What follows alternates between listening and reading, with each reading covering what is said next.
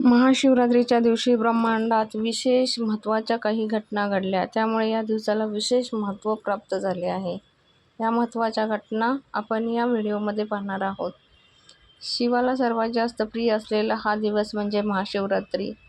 तसे पाहायला गेले तरी वर्षभरात 12 शिवरात्री असतात, पण फाल्गुन कृष्ण पक्ष चतुर्थीच्या दिवशी येणारी शिवरात्री महाशिवरात्री म्हणून साजरी केली जाते.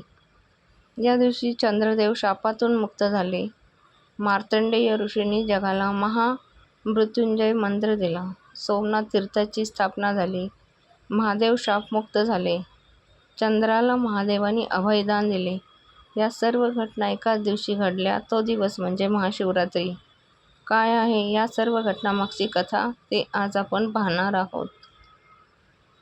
महाशिवरात्री शिवास अत्यंत प्रिय आहे.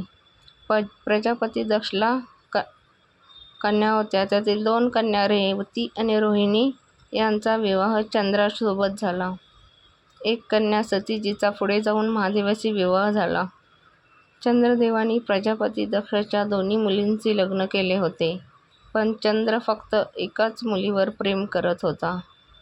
ही गोष्ट जेव्हा दक्षला माहीत झाली तेव्हा दक्ष प्रजापतीने चंद्राला या कृत्याची शिक्षा म्हणून क्षय होण्याचा शाप दिला. चंद्रदेवाला शाप देताच चंद्रदेव मूर्छित होऊन पडले. शापामुळे चंद्रदेवाचे शरीर हळूहळू नष्ट होऊ लागले. चंद्राचे जीव वाचवणे फक्त महादेवाच्या हातात होते. चंद्राला क्षय होण्याचा शाप दिला हे कळल्यावर शिव अत्यंत क्रोधित झाले. महादेवाला शांत फक्त ब्रह्मा आणि विष्णू हेच करू शकत होते. त्यासाठी ब्रह्मदेवाने आणि विष्णुदेवाने महादेवाची पूजा करणे गरजेचे होते. पण दक्षाने महादेवाला पण शाप देऊन पूजेतून बहिष्कृत केले. महादेवाला शापमुक्त करण्यासाठी ब्रह्मदेवाने आणि विष्णुदेवाने सतीची शिवलिंग हातामध्ये घेऊन पूजन केले. त्यामुळे महादेव शापमुक्त झाले. त्यांचा क्रोध पण शांत झाला. महादेव शापमुक्त झाले तो दिवस म्हणजे फाल्गुन कृष्ण पक्ष चतुर्थी म्हणजेच महाशिवरात्रीचा दिवस.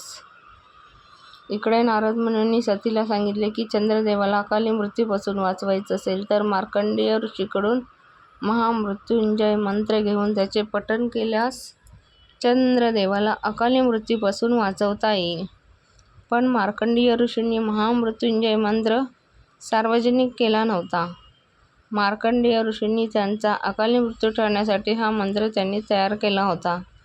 महादेवांनी त्यांच्या तपश्चर्येवर प्रसन्न होऊन त्यांच्या मंत्राला महामृत्युंजय मंत्र म्हणून मान्यता दिली, वरदान दिले. जो भक्त महामृत्युंजय मंत्राचे नियमित पठण करेल त्याचे अकाली मृत्यूपासून संरक्षण होईल. सतीने मार्कंडेय ऋषीपासून महामृत्युंजय मंत्र मागितला. चंद्रदेवाचे प्राण वाचवण्यासाठी मार्कंडेय ऋषींनी महामृत्युंजय मंत्र सार्वजनिक केला. तो दिवस म्हणजेच महाशिवरात्रीचा दिवस. महामृत्युंजयाच्या मंत्राच्या प्रभावाने चंद्राचा अकाली मृत्यू टळला. महादेवाने चंद्रदेवाला दर्शन देऊन चंद्राला त्याच्या कृत्याबद्दल समज दिली आणि चंद्राला चूक ही क्षमेयोग्य नाही, त्याला शिक्षा भोगावी लागेल.